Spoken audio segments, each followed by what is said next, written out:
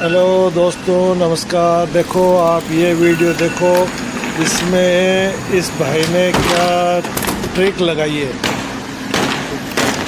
सबसे देखने लायक है।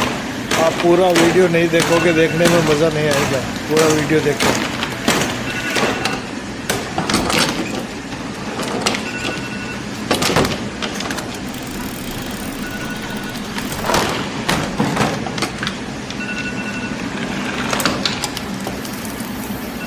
क्या कमाल है, क्या कमाल है, वाह।